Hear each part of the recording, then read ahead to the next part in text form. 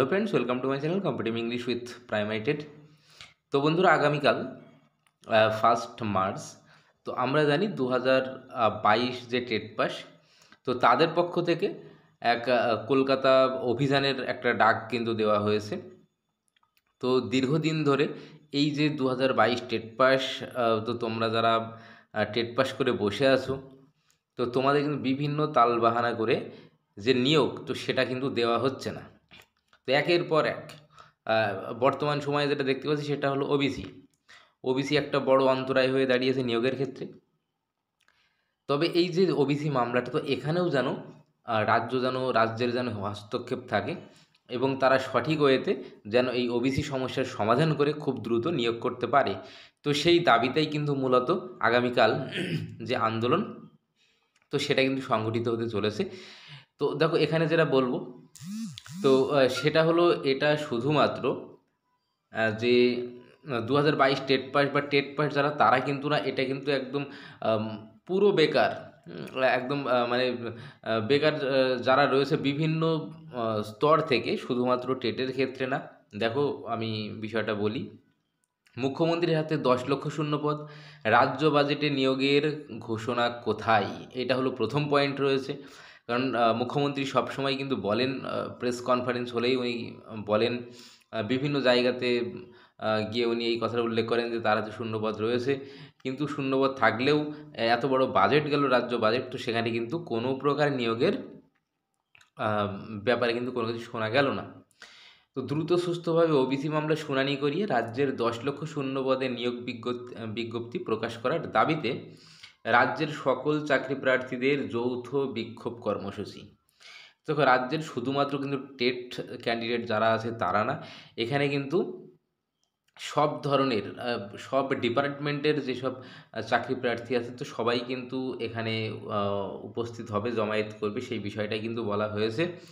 তো তোমরা দেখো, কলকাতা চলো, 1 মার্চ 2025 শনিবার, অর্থাৎ আগামীকাল। আর দেখো, জমায়েত কোথায় করতে হবে? আম, শিয়ালদা মেট্রো গেট, সময় বলা হচ্ছে সকাল 11টা।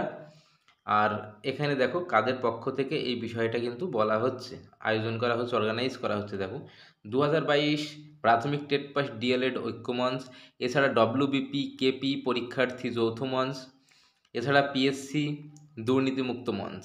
তো এই যে আমি যেটা বললাম, যে বিভিন্ন ডিপার্টমেন্ট, এখানে কিন্তু শুধুমাত্র 2022 টেট পাস ঐক্য মঞ্চ না, তো সব ধরনের ডিপার্টমেন্ট থেকেই আম, তারা কিন্তু স্বচ্ছ নিয়োগের দাবিতে এই আন্দোলন সংগঠিত হতে চলেছে।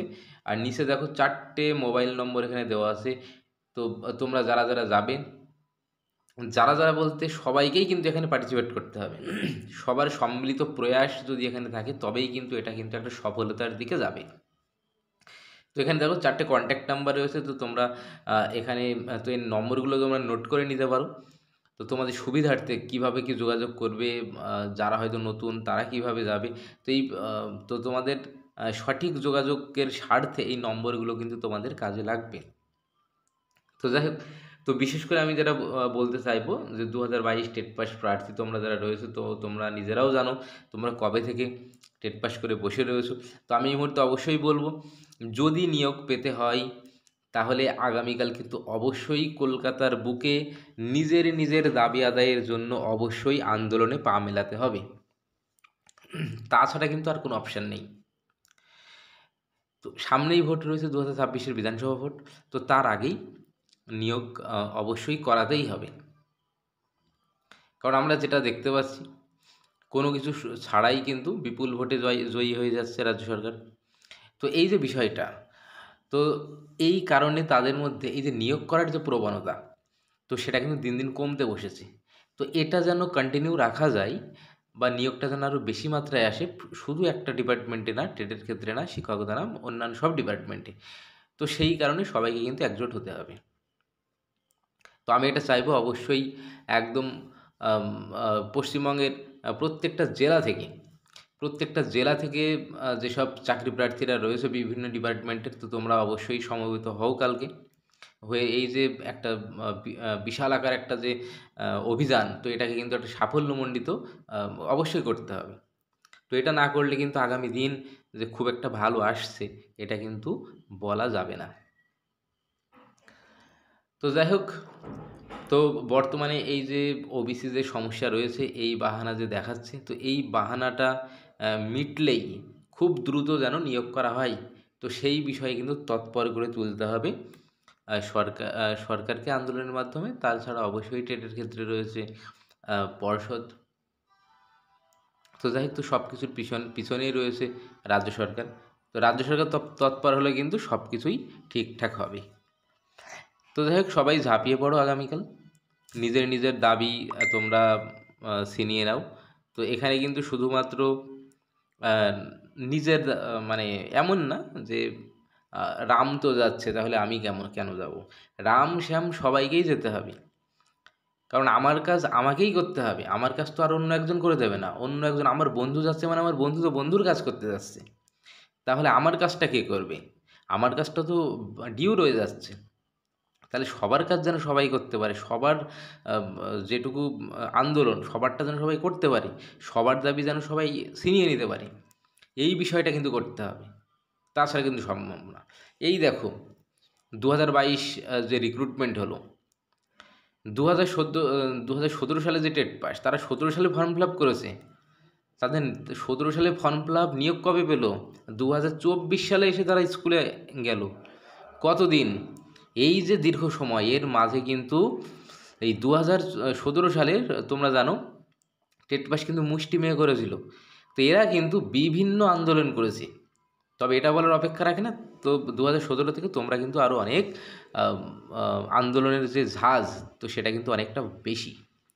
তবে এই যে তীব্রতা, এই তীব্রতা কিন্তু আরও বাড়াতে হবে, আরও পড়ে থাকতে হবে, তবেই কিন্তু সফলতা আসবে। তো দেখ, এটুকুই বলবো।